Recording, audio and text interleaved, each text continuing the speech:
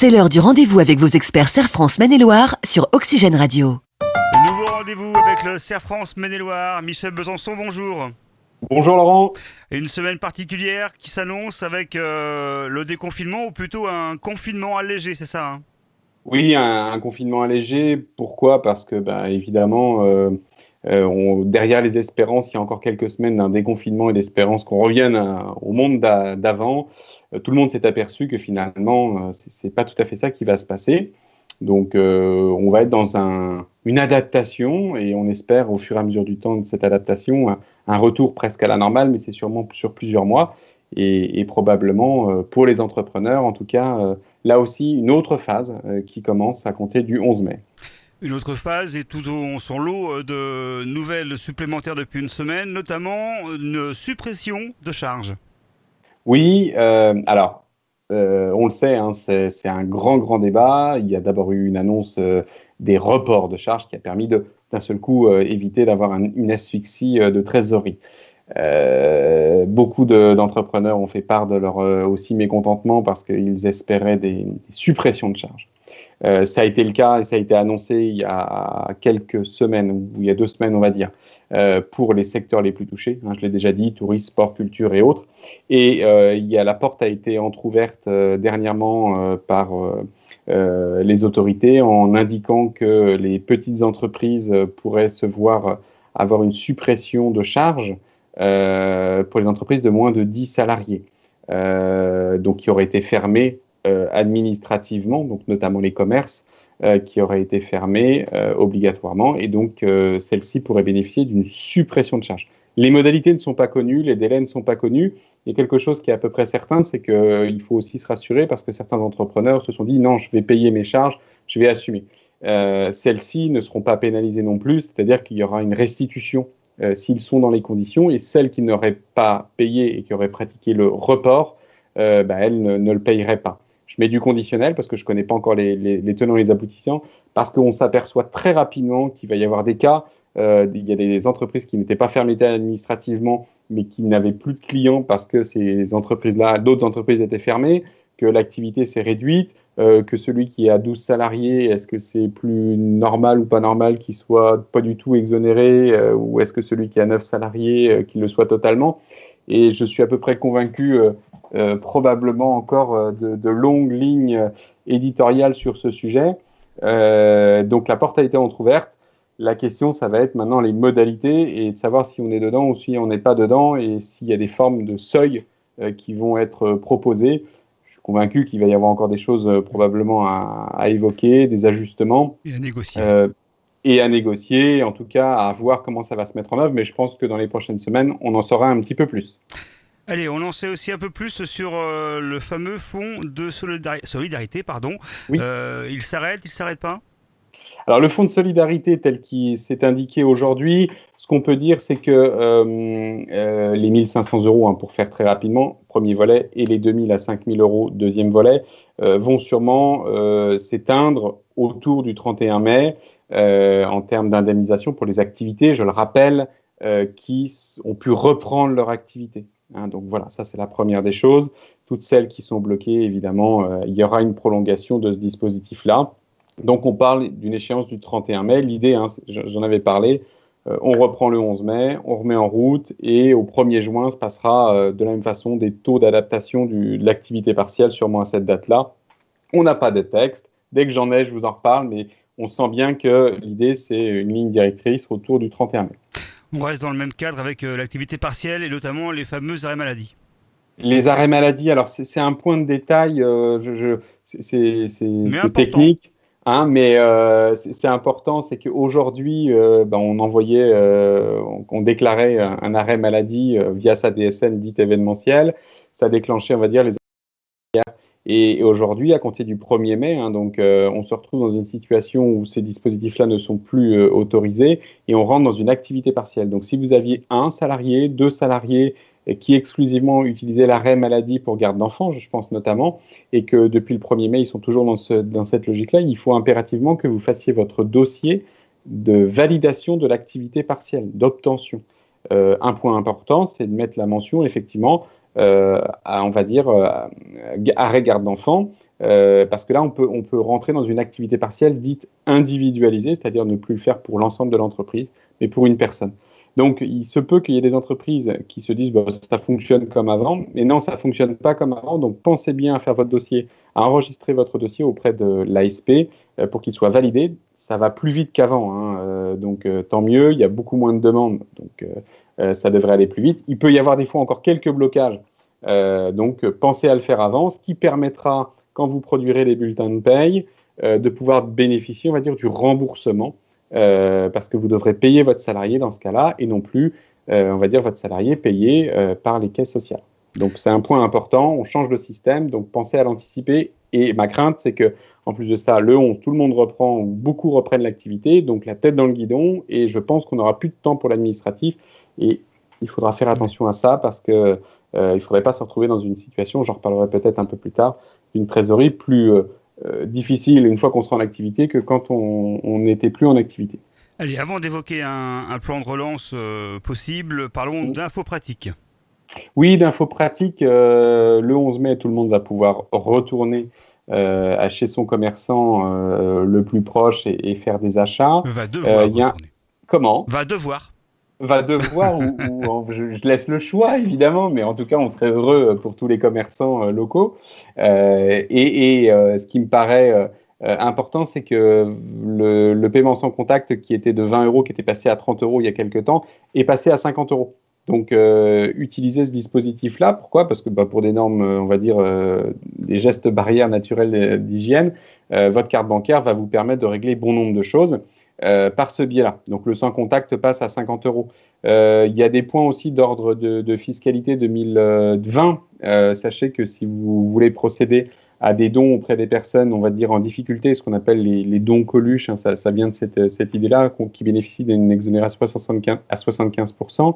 Il y avait un plafond à 540 et quelques euros qui passe à 1000 euros. Hein, donc voilà, c'est une aide aussi pour pouvoir faire bénéficier les personnes les plus démunies d'aides que sûrement que ça s'est un petit peu cassé la figure au niveau des dons en ce moment. Et donc l'idée, c'est que si vous le souhaitez, vous allez pouvoir bénéficier fiscalement. Et puis il y a aussi le règlement des prestations, enfin pas des prestations, mais dans votre commerce du coin qui est alimentaire notamment. Vous allez pouvoir plus utiliser les tickets restaurants, vous allez être un peu moins limité par jour. Passe de 19 euros, sauf erreur de ma part, à 38. Et puis, vous allez pouvoir régler aussi avec vos tickets restaurants des sommes plus importantes pour des courses plus importantes. Donc, on voit aussi qu'il favorise, on va dire, ce genre de dispositif. Ça ne vous donne pas plus de droits en tickets restaurants, hein, c'est juste l'usage que vous pourrez libéraliser, on va dire, dans le principe. Hein, voilà. On y vient sur le plan de relance ? Oui, plan de relance, moi j'avais quelques chiffres qui étaient intéressants sur le fonds de solidarité dans le Maine-et-Loire. Il faut le savoir, c'est 9 700 entreprises qui en ont bénéficié à ce jour et ça représente 12 millions d'euros. Donc c'est quand même bien là, bien présent. Mais ça, ce sont des aides. Et il faut savoir que le plan de relance n'a pas été précisé dans ces grandes lignes. Il y a deux choses, c'est soutenir l'économie, je pense, par la demande, c'est-à-dire permettre aux consommateurs de disposer, on va dire, d'avantages pour pouvoir consommer et donc permettre aux artisans, commerçants, chefs d'entreprise d'une manière générale de bénéficier de ce plan de relance par l'intermédiaire de la consommation et puis aussi de l'investissement.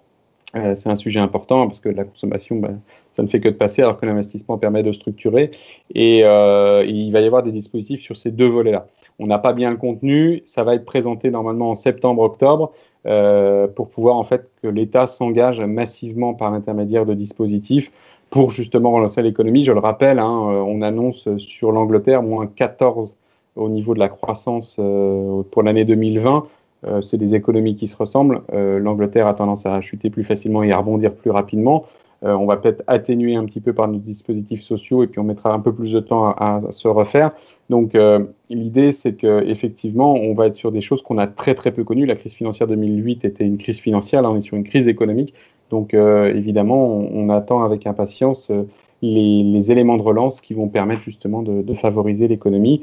Et donc nous sommes tous évidemment des consommateurs et je ferai un petit clin d'œil effectivement pour que notre économie locale puisse en bénéficier par les actes on va dire que nous sommes tous amenés à mettre en œuvre au quotidien notre consommation. Bon, alors patientons jusqu'à septembre, c'est ça, hein.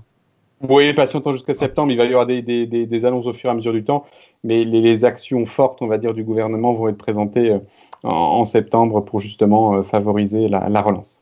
Allez, des questions qui nous arrivent comme cela en vrac durant la semaine, notamment concernant... alors, qu'est-ce qu'on avait déjà? Les ruptures conventionnelles. Oui, Comment les ça se passe? ruptures conventionnelles. Alors, c'est vrai que dans cette période de confinement, il y avait des avant et il y aura des après confinement et il y avait des choses qui existaient. Il pouvait y avoir entre un employeur et un salarié la volonté d'arrêter un contrat de travail. Je le rappelle, hein, c'est une position commune, un salarié qui souhaite partir et un employeur qui souhaite évidemment que le salarié puisse s'en aller. Sinon, ça s'appelle un licenciement si on veut s'en C'est séparer, un peu différent. ou une démission si le salarié effectivement. Oui, bah, c'est une rupture Voilà. sans conventionnelle. Voilà, une rupture conventionnelle, le principe, c'est un accord tacite entre les personnes. Il y a un dispositif, hein, donc la convention, une fois qu'elle est signée, elle est envoyée à la directe et la directe a 15 jours pour se prononcer. Or, aujourd'hui, on sait que les formalités administratives, on va dire le courrier ne peut pas toujours être envoyé en temps et en heure. Et donc, ce qu'on encourage à faire, c'est que ce délai-là, on n'est pas certain qu'il soit totalement assuré pour que finalement la convention soit accordée et qu'il n'y ait pas de remise en cause. Donc, ce qu'on peut être amené à indiquer, c'est d'attendre bien la délivrance de l'attestation pour avoir une officialisation de la rupture du contrat et éventuellement, préalablement, de contacter la directe pour savoir s'ils peuvent se positionner ou pas sur le dossier ou en tout cas quel sera leur délai de cet acte de délivrance. Donc, techniquement, il n'y a pas d'empêchement à faire une rupture conventionnelle. En revanche, le dispositif était simple, c'est qu'il y avait une tacite acceptation après 15 jours et que ça valait. Aujourd'hui, les services ne sont peut-être plus tout à fait organisés comme on le veut ou on le souhaite, en l'occurrence pour avoir ce délai-là. Il y a en plus des textes qui ont permis dans l'état d'urgence sanitaire de dire qu'on reportait, on va dire, toutes les obligations juridiques de plusieurs mois et donc on est dans un petit flou de ce type-là. À compter du moment où on a un écrit, c'est bon. Là, le côté tacite, il faut y prêter attention. Donc, attendez bien l'écrit pour être dans un cas, on va dire, une acceptation de la directe, comme quoi c'est bien OK pour que vous soyez bien dans un cadre d'une rupture conventionnelle validée. Donc, voilà ce qu'on peut dire. Allez, autre question concernant les CSE. On sait que c'est la période normalement où on les renouvelle. Comment ça va se passer? Oui. Alors, les CSE, il y a des élections régulièrement, hein, les représentants quelque part du personnel. C'est comme les élections, on va dire, tout simplement, qui ont eu lieu au niveau des élections municipales. Tous les conseils municipaux qui n'ont pas été, on va dire, majoritaires et donc élus, ce sont les élus d'avant qui restent en place. Donc, mais il n'y a pas un moment où en fait on n'a pas d'élus Donc du là, c'est CSE. pareil, Les anciens élus demeurent le temps de. On a 3 mois de plus effectivement pour faire les élections du CSE. Donc, autant dire qu'il n'y a pas de panique sur le sujet non plus. Et donc, une fois que l'état d'urgence sanitaire sera, on va dire, levé, il sera possible de procéder aux élections des nouveaux membres de CSE. Donc ça veut dire pas avant mi-juillet. Oui, pas avant mi-juillet, c'est 23 juillet, je crois, l'urgence sanitaire. Donc oui, les élections interviendront a posteriori. Ça n'empêche pas que le CSE puisse avoir une activité, ça n'empêche pas que le CSE puisse prendre des décisions, notamment d'organisation, de gestion, on va dire, de ce qui concerne son activité propre. Et puis l'organisation de réunions en visioconférence du CSE est tout à fait autorisée et validée. Et la prise de décision au sein du CSE peut se faire par ce biais-là.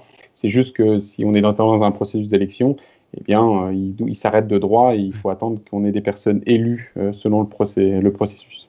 Allez, une dernière question, on change de sujet et Oui. on parle de la déclaration des revenus. Déclaration de revenus, alors c'est un sujet souvent qui est à l'ordre du jour à cette période. Aïe, aïe, aïe. La déclaration, elle fait jamais mal, c'est la vie d'imposition C'est qui vrai. peut potentiellement être désagréable. Aïe, aïe, aïe, on y pense déjà. Et donc, il faut bien déclarer ses revenus à un moment ou à un autre, même si le prélèvement à la source a été mis en œuvre. Hein. On est bien sur un prélèvement, donc c'est une notion de trésorerie. Les délais ont été prolongés un petit peu compte tenu de cette situation. On a jusqu'au 8 juin pour les déclarations en ligne et je crois jusqu'au 12 juin pour la déclaration papier, 11 au soir. Il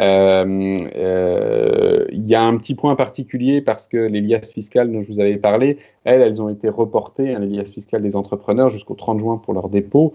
Et donc, c'est difficile de déclarer ses revenus si on n'a pas déposé sa liasse. Il faut savoir que les experts comptables bénéficient d'une possibilité d'envoyer ce qu'on appelle par EDI, par voie informatisée sécurisée, des éléments, et donc ils pourront bénéficier de l'envoi ce qu'on appelle des déclarations de revenus 2042 en EDI après ces dates-là, alors que le particulier devra les envoyer pour le 8 ou le 12 juin, compte tenu, on va dire, là aussi de la situation. On va avoir des choses qui vont apparaître. C'est la valeur du prélèvement à la source qui va être indiquée, puisque sa mise en place a été mise en dernière, ce prélèvement à la source donc va apparaître dans votre déclaration de revenus, et vous aurez donc l'indication de sa valeur, et finalement au moment de votre déclaration de savoir ce qui vous reste potentiellement à payer. Et puis il y a aussi un nouveau dispositif cette année, c'est que si vous n'envoyez pas votre déclaration de revenus, elle sera tacitement acceptée, on va dire, par l'administration en fonction des éléments qu'elle vous aura fournis, sous réserve qu'elle soit juste. Donc ça veut dire que si vous n'avez rien à retoucher, de droit, en fait, la déclaration est faite. Je vous encourage quand même, pour traiter ces questions fiscales régulièrement avec toutes les équipes, de regarder attentivement, parce que l'acceptation tacite, voilà, une fois que c'est fait, on va dire, c'est un peu plus gênant. À mon avis, il y a sûrement régulièrement des choses à regarder, et surtout de penser à bien déclarer. C'est pas parce que l'administration a quelque chose qu'elle n'a pas mentionné que vous ne devez pas le mentionner, hein. C'est pas parce qu'elle vous dit qu'il y a tel et tel revenu et qu'elle en oublie un qu'il faut vous-même l'oublier. Donc prêtez attention malgré tout à l'ensemble des revenus, notamment quand il y a des évolutions. Il peut y avoir la naissance d'un enfant, l'administration n'est pas forcément au courant, enfin ce genre de choses, et ça a des conséquences sur votre déclaration de revenus. Donc voilà, prêtez attention, même s'il y a un automatisme. On a fait le tour des questions. Je pense qu'on a renouvelé par tacite reconduction votre retour la semaine prochaine. Avec plaisir. Avant de conclure, quand même, vous vouliez passer un message sur le fait que nous étions tous responsables de l'avenir. Oui, c'est un message. Les entrepreneurs, il y a deux choses. Les entrepreneurs sont ravis de pouvoir, notamment les commerces vont pouvoir reprendre leur activité. Ça va être compliqué parce qu'il va y avoir tous ces protocoles, on va dire, sanitaires. Je vois déjà les professionnels de la coiffure qui vont faire des horaires qui vont commencer à 7 heures, qui vont finir à 21 heures, qui mettent des choses très très larges et qui vont être hyper centrés. Pensez à votre santé quand même. On sort d'une situation mentale un petit peu particulière.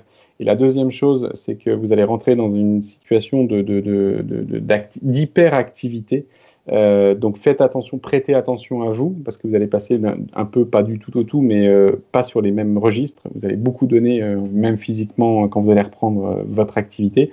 Je ne parle pas des salariés qui sont en télétravail, ça va être autre chose, mais là je parle des entrepreneurs en tant que tels. On va avoir deux choses différentes. Donc ça, c'est la première chose. À tous les citoyens, on est tous responsables d'éviter la deuxième vague. Il y a tout ce protocole qui est tout simple, j'ai envie de dire, se laver les mains régulièrement, ne pas se réunir à plus de 10 personnes, maintenir les distanciations, c'est essentiel si on veut éviter le reconfinement au mois de juillet-août. C'est clair, c'est net, hein, si on y retourne trop rapidement et qu'on ne fait pas attention, en juillet-août, on restera chez nous.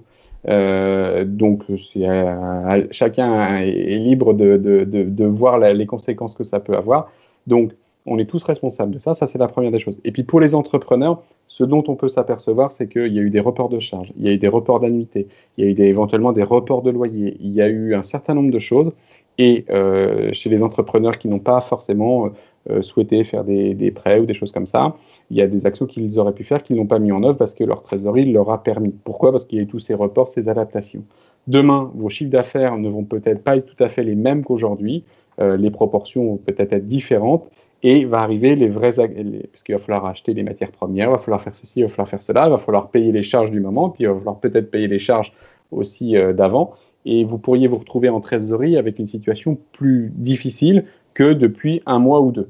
Et moi, il y a un outil très simple qui est un budget de trésorerie qu'il faut savoir bien réaliser, c'est-à-dire gérer les produits, les charges, les recettes, notamment de TVA à reverser, et puis intégrer ces éléments, on va dire, un peu exceptionnels, vos charges sociales et tout ce qui s'ensuit, et de vérifier si votre trésorerie ne va pas être plus mal dans les 3, 4, 5, 6 mois à venir.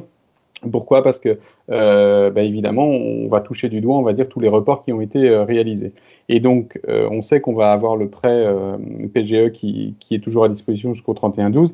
Et il est probablement judicieux d'un point de vue, on va dire, de gestion, d'anticiper cette situation, de voir qu'elle pourrait être un peu pénalisante et de voir ce que vous pouvez faire aujourd'hui, potentiellement avec votre organisme bancaire, pour éviter de vous retrouver à demander au moment où ce sera sûrement plus difficile, on va dire, des financements. Voilà, j'encourage. Le budget de trésorerie, c'est quelque chose d'assez simple à réaliser. Il faut penser à tout, mais c'est hyper important parce qu'on croit qu'aujourd'hui, voilà, ça va repartir. C'est pas sûr que ça repart dans les mêmes niveaux. On n'aura pas les mêmes niveaux de rentabilité. Il va y avoir un coût lié au sanitaire qui va être mis en place. On va avoir une efficience, on va dire, de production plus faible. Donc, il faut évidemment pouvoir mesurer ça et être certain que votre trésorerie ne va pas en pâtir dans les prochains mois. Et donc, j'encourage tous les entrepreneurs à suivre ça de manière précise. Voilà. Un message de prudence, donc. De prudence et d'anticipation, ouais, parce que c'est quand même important, à mon avis, gérer c'est prévoir, on dit. Et donc, j'encourage tous les entrepreneurs à regarder un petit peu à 6 mois, à 8 mois, à 12 mois, pour que justement, ils dorment sereinement, et s'il y a une difficulté, qu'ils puissent l'anticiper. C'est toujours mieux d'anticiper les choses que de se retrouver devant le mur, et j'encourage à le faire. Merci Michel Besançon. Prochain rendez-vous dans une petite semaine avec le CERF France Maine-et-Loire. C'est l'heure du rendez-vous avec vos experts CERF France Maine-et-Loire sur Oxygène Radio.